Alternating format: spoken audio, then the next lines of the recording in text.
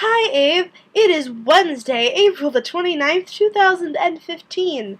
This blankness that you see behind you is because my roommate has already left. She got the opportunity to leave school a couple of weeks early and do some international travel, and she jumped on that opportunity, which is a good decision. But this means that her part of the room is the only part that's not currently being used as a staging area either for packing to go home or for exams or for dirty dishes, because I am not really a responsible adult yet, and the dishes are still a work in progress. Also the laundry, and all of my other possessions.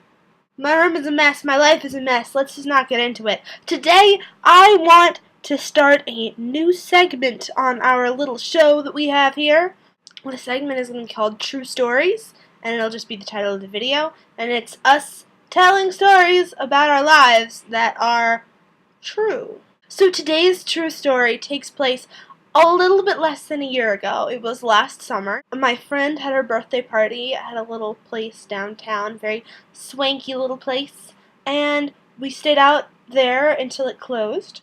We wandered the darkened streets of downtown, and we got coffee and pastries at this wee little coffee shop that was still open. And then we got tired, somewhere a little bit past midnight, and we headed back for my friend's car. There were, I guess, 6 of us, 6 teenagers, walking down the streets together in this big group. We passed this police officer. Now, all of us were white or white passing, so we didn't really expect to be shot.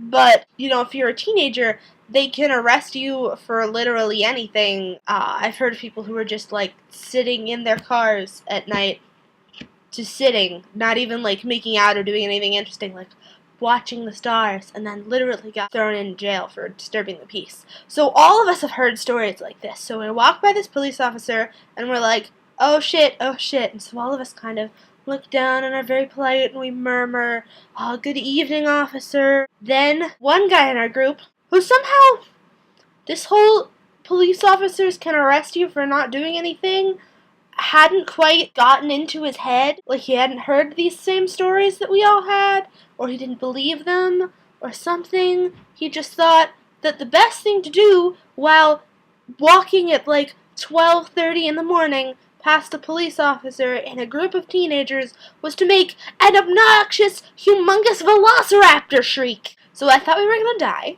I think most of us thought we were gonna die. Obviously, we did not. I think that the only reason we got out of it without any severe, excruciating consequences that I would have to be like, have you ever committed a felony? It's yes, one of my friends, Velociraptor shrieked at a guy. The only reason we got out of that is because there was a girl in our group who was quite shapely, and the police officer was much more interested in staring at her chest. If I think that if we were not white teenagers, that we would not have gotten out of that situation. So that's my true life story of something that was only slightly terrifying and could have been way worse, but it's hard to believe that it actually happened to me. Abe, I look forward to hearing your punishment this weekend. I may or may not do it next week, because next week is exam week, and that's what I'm going to care about. But the week after that, I will be home, and I won't really have many responsibilities for a while.